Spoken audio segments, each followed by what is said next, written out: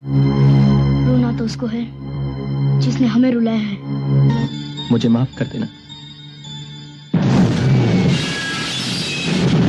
Hai sedulur penikmat ngalur, dimanapun kalian berada, semoga kita semua selalu dalam keadaan sehat walafiat. Pada kesempatan kali ini, saya akan merangkum salah satu film jadul India yang berhasil membuat nama Shahrukh Khan melambung kala itu. Film ini berjudul Bazigar, dirilis pada tahun 1993 dan disutradarai oleh Abbas Mustan. Film yang berdurasi lebih kurang 3 jam ini mengisahkan tentang seorang pembunuh berdarah dingin yang membunuh setiap mangsanya dengan cara seperti kasus bunuh diri. Tapi siapa sangka, di balik kejahatannya tersebut ada kisah kelam yang membuatnya hidup berada di atas kebencian. Tanpa banyak spoiler di awal, langsung saja kita rebus alur filmnya.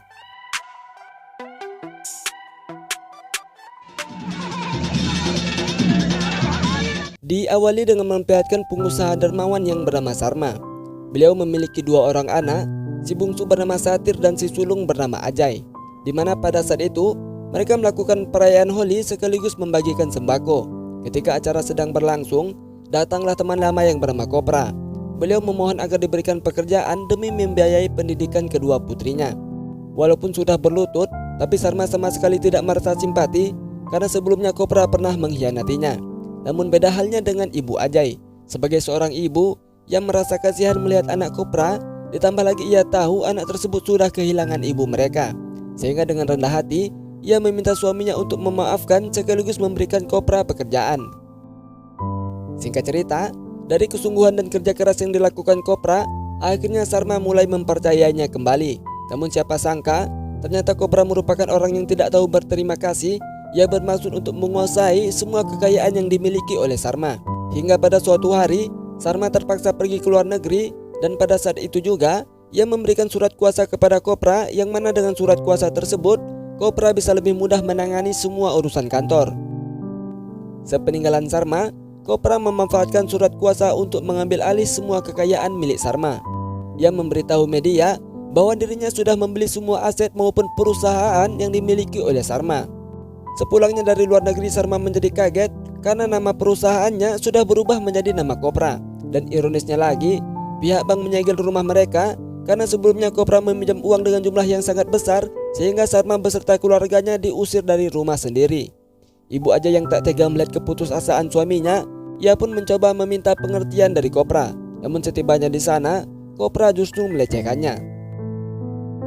Sedangkan Ajay yang masih kecil tidak bisa melakukan apa-apa. Walaupun demikian, ia mengerti bahwa Kopra sudah merenggut kebahagiaan keluarganya. Sambil memeluk Ajay, ibunya bersumpah bahwa suatu saat Kopra akan hancur. Setelah itu, Ajay beserta keluarganya tinggal di rumah tua. Semuanya masih bersedih atas apa yang baru mereka alami. Ditambah lagi, pada waktu itu si bungsu terkena demam. Walaupun sebenarnya Sarma masih stres, tapi sebagai seorang ayah, ia tidak bisa tinggal diam melihat anaknya sakit. Ia bermaksud mencari uang untuk membeli obat si bungsu. Ibu Ajay yang tidak mau melihat suaminya susah sendirian, ia pun memberikan satu-satunya perhiasan yang ia miliki, yang mana perhiasan tersebut merupakan mas kawin pernikahan mereka.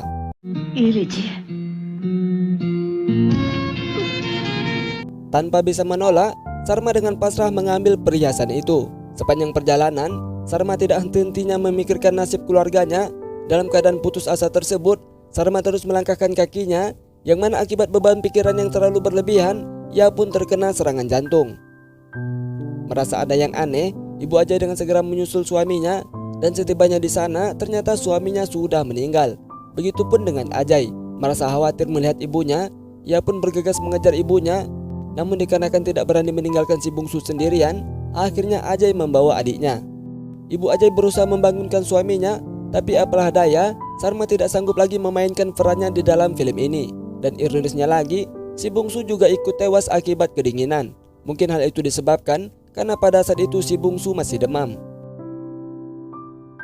Dengan berlinangan air mata, Ajay menggendong jenazah si bungsu untuk yang terakhir kalinya.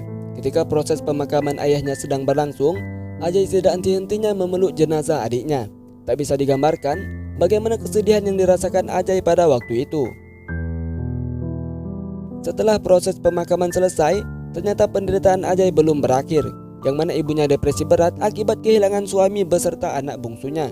demi membeli obat ibunya, Ajay terpaksa mengorbankan masa kecilnya untuk mencari uang. Keadaan memaksanya untuk menjadi orang dewasa. Ketika menyuapi ibunya makanan, Ajay selalu berusaha menyembunyikan kesedihan yang ada di dalam hatinya karena ia tidak mau membuat ibunya menjadi tambah sedih. Dari apa yang telah ia lalui, Ajay bertekad membalas semua penderitaan yang dirasakan ibunya. Bahkan, ia sudah mengumpulkan dokumen mengenai orang-orang yang akan menjadi targetnya. Dan disinilah cerita yang sesungguhnya dimulai.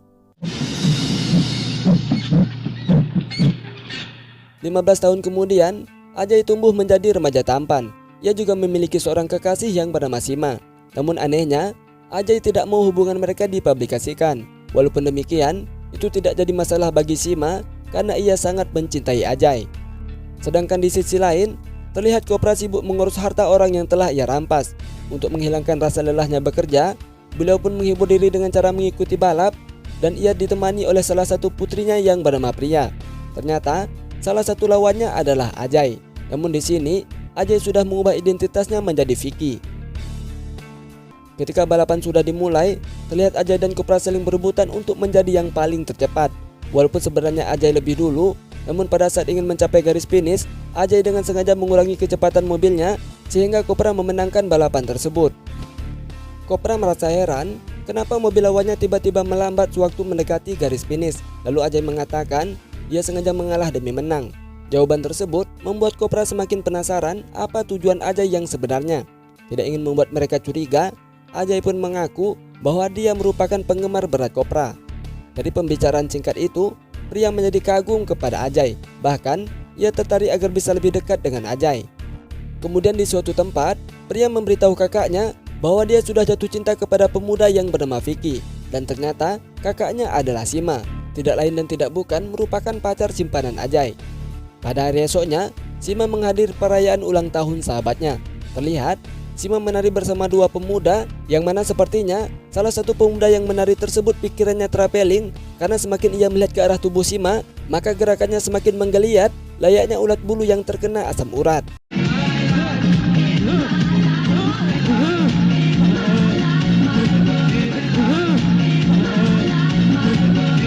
Sementara itu, di luar terlihat Ajay berupaya memanggil Sima.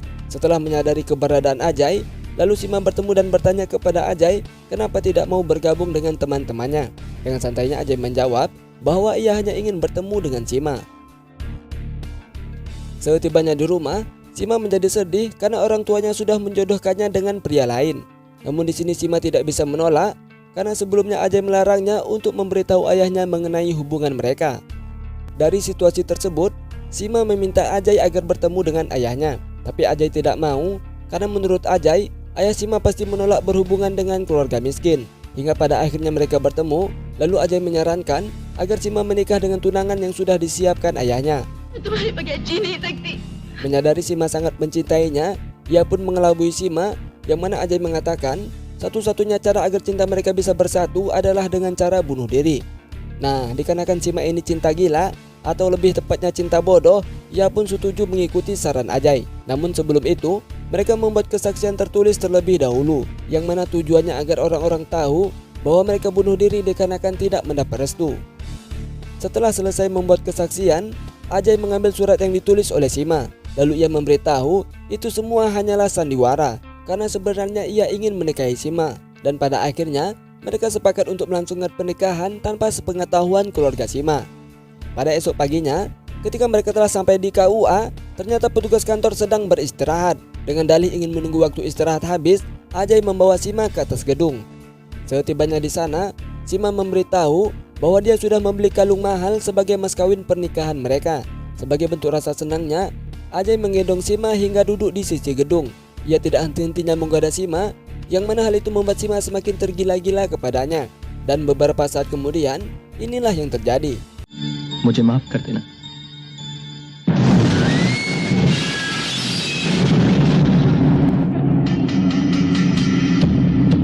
Setelah itu, Ajay membuang surat yang pernah ditulis oleh Sima. Kemudian ia datang kembali ke tempat tersebut, tapi bukan sebagai Ajay, melainkan sebagai Vicky.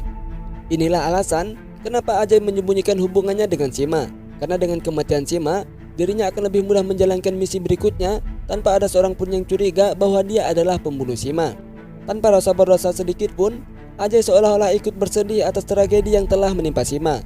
Sedangkan pria menjadi syok melihat satu-satunya saudara yang ia miliki telah binasa. Setelah upacara pemakaman selesai, polisi yang bertugas menangani kasus kematian Sima memberikan selembar kertas yang ia temukan di TKP kepada pria. Polisi tersebut bernama Karan. Dari bukti yang mereka peroleh, beliau menyimpulkan Sima mati bunuh diri karena di dalam surat itu dijelaskan ia mengakhiri hidupnya demi sang pujaan hatinya. Walaupun demikian, pria sama sekali tidak percaya jika kakaknya mau bunuh diri karena ia tahu betul bagaimana karakter kakaknya. Tidak lama setelah itu, pemilik toko tempat Sima pernah membeli kalung memberikan nota pembayaran kepada pria. Ia mengatakan Sima belum membayar kalung tersebut. Di sini pria menjadi semakin bingung siapa sebenarnya pemuda yang dicintai kakaknya, yang padahal kakaknya mengaku tidak punya pacar.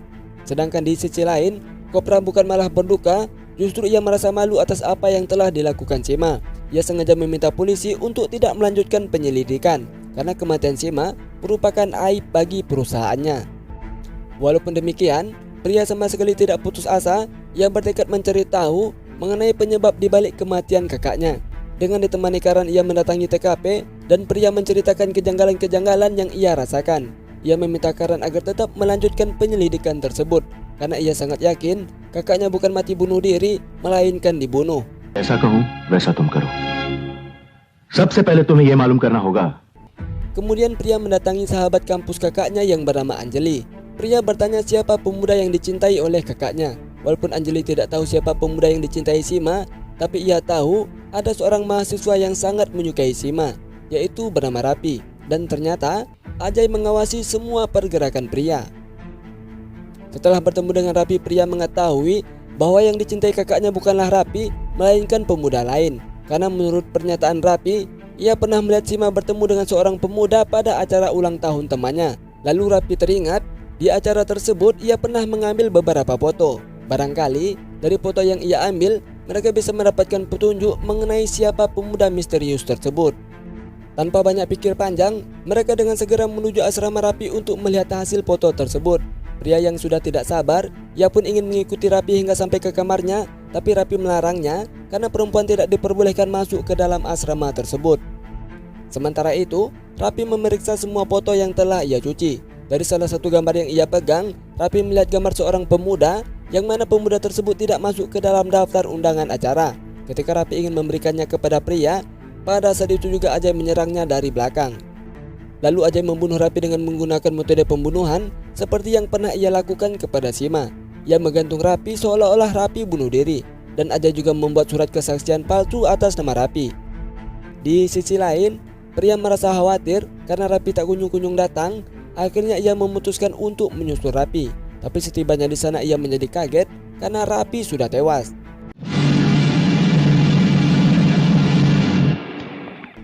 Kematian Rapi membuat pria semakin bingung. Lalu Karan menjelaskan, di dalam surat pernyataan yang ditulis Rapi, ia mengaku bahwa dia adalah kekasih sekaligus orang yang telah membunuh Sima. Dengan demikian, kasus kematian Sima ditutup. Side note में कबूल किया है कि वो सीमा का प्रेमी था और कातिल भी. Lanjut cerita, akhirnya Ajay berhasil mendapatkan hati pria. Ditambah lagi, hubungan mereka mendapat dukungan dari Kopra. Tentu hal itu mempermudah Ajay dalam menjalankan aksi balas dendamnya. Hingga pada suatu hari, Anjali melihat foto Ajay berada di dalam album acara ulang tahunnya. Di sini ia yakin bahwa Ajay lah kekasih Sima yang sebenarnya. Dengan segera ia menghubungi pria untuk memberitahu info penting tersebut, yang mana pada saat itu pria sedang melangsungkan pertunangannya dengan Ajay. Namun sialnya, yang mengangkat panggilan telepon dari Anjali adalah Babulal, yaitu petugas kebersihan yang bekerja di rumah Kopra. Dikarenakan Babulal ini pikun, ia pun mengulang-ulang ucapan yang dikatakan oleh Anjali. Anjali का फोन है सीमा मैम सवार जरूर बात करना अंजलि का फोन है सीमा मैम सवार जरूर बात करना अंजलि का सवार जरूर बात करना अंजलि का फोन है सीमा मैम सवार जरूर बात करना. Menyadari hal tersebut, Ajay dengan segera menuju telepon dan ia mengaku sebagai ayah pria, sehingga Anjali tidak segan-segan menceritakan apa yang sebenarnya. Tanpa banyak pikir panjang, Ajay dengan segera menemui Anjali dan langsung mencekiknya hingga mati tewas. Untuk menghilangkan satu-satunya bukti mengenai kematian Sima, Ajay menelan foto tersebut. Setelah itu, ia memasukkan tubuh Anjali ke dalam koper dan membuangnya ke laut.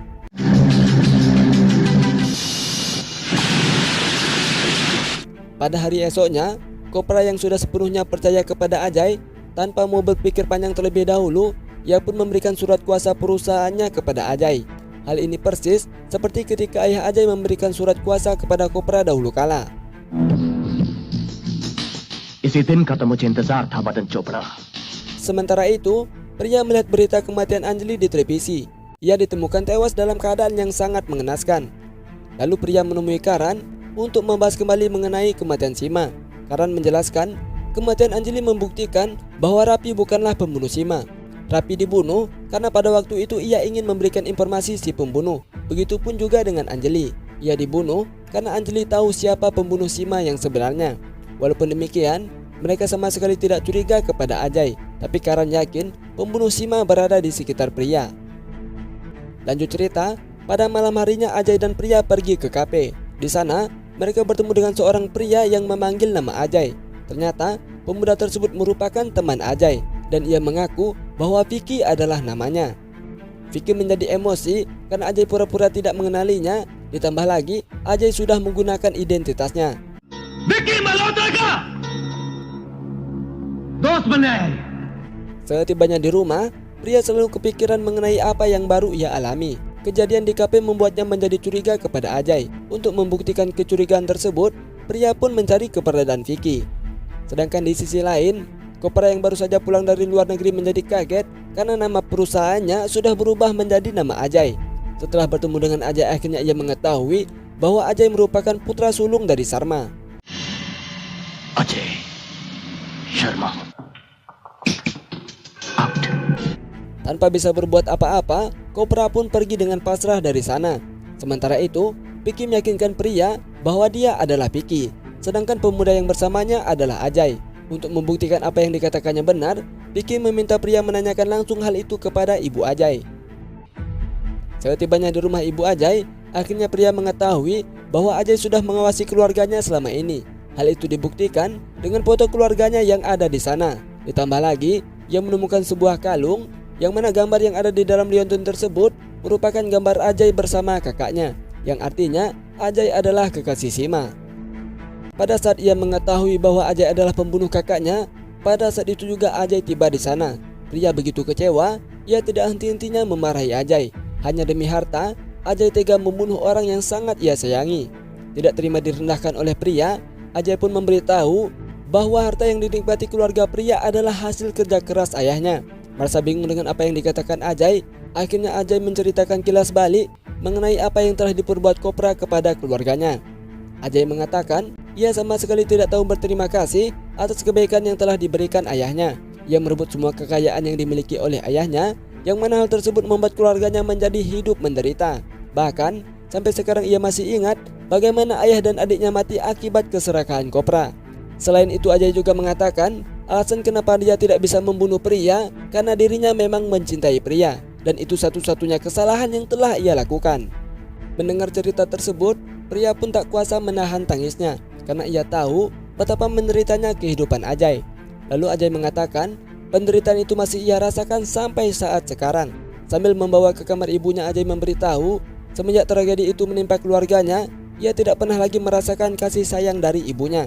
Bahkan, terkadang ibunya lupa bahwa Ajay adalah putranya. Yang hanya ada di dalam ingatan ibunya hanyalah masa-masa indah ketika si bungsu dan ayahnya masih hidup. लेकिन मैं इनका बेटा हूँ। Selintas kemudian, Kopra beserta pasukannya langsung menyerang Ajay. Pria yang begitu kecewa kepada ayahnya tak segan-segan untuk membacoti ayahnya. Ketika Kopra menampar putrinya, pada saat itu juga Ajay memanggil nama Kopra dengan keras, yang mana teriakan dari Ajay membuat ibunya teringat akan pelecehan yang pernah dilakukan Kopra dahulu kala.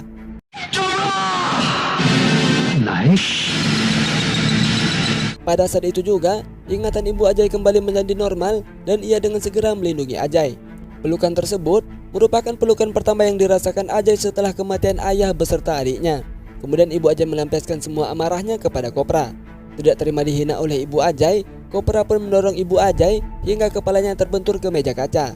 Menyadari kepala ibunya berdarah, seketika Ajay menjadi murka dan ia membunuh pasukan Kopra dengan begitu sadis.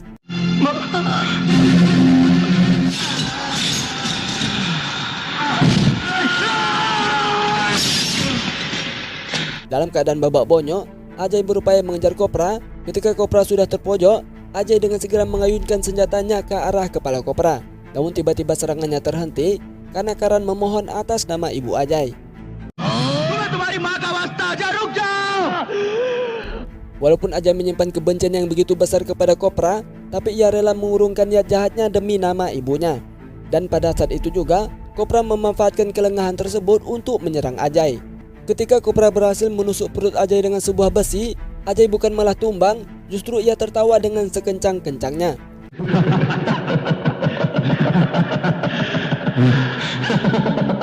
Lalu Ajay berlari ke arah Kopra, sekaligus menentapkan besi tersebut ke arah tubuh Kopra.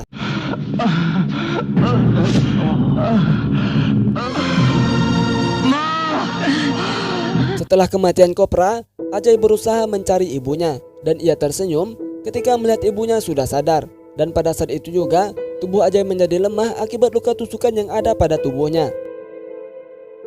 Dalam keadaan sekarat, Ajay memberitahu ibunya bahwa dia sudah berhasil mendapatkan hak keluarga mereka. Dengan demikian, ibunya tidak akan kesusahan lagi. Sebagai seorang anak yang sudah lama tidak merasakan kasih sayang dari seorang ibu, Ajay meminta ibunya untuk tidak melepaskan tubuhnya. Dan pada akhirnya, Ajay mati di dalam pelukan ibunya.